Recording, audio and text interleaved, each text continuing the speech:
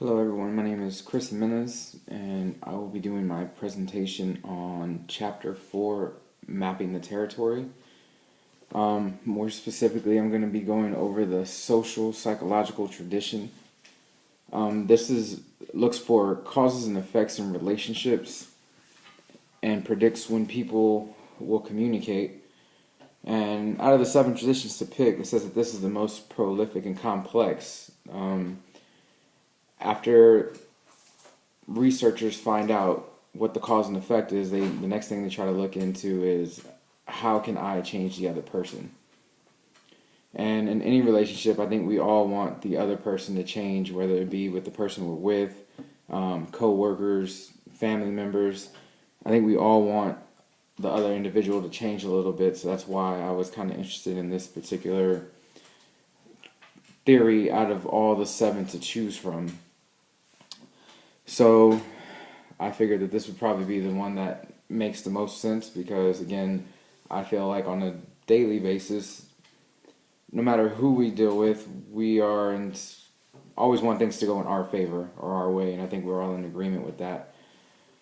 So with that being said, of the social psychological tradition, I would just say even in, again, your relationship with your spouse or your significant other,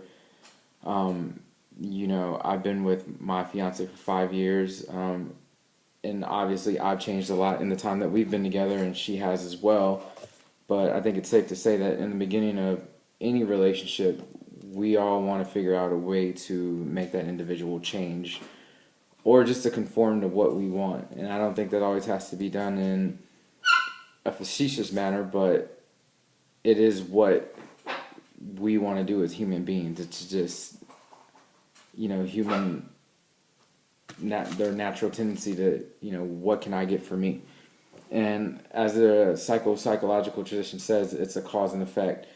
So obviously if we do something, we're looking for the effect to it. And again, I think that goes hand in hand with just trying to navigate your everyday relationships at home, even at work with, co-workers, bosses, subordinates.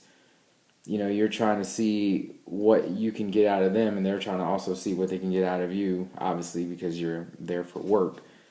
But as the employee, I think you're always looking to get what's best out of the deal for you, whether that's maybe slacking off a little bit during the day, taking an extra lunch, maybe kissing up to the boss because you think it might get you, a raise or in favor of the office. Again, those are things that we do on a daily, to gain favor, to see what we can do to make another individual give us what we want. And obviously that is a persuasion tactic, and I think it's something that we all do. Some are better than others. Obviously, I think that's why they have con men in the world.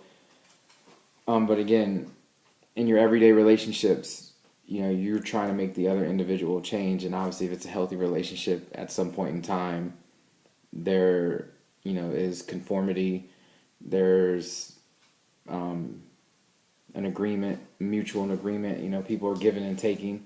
But again, that goes hand in hand with the cause and effect, the giving and taking in a relationship.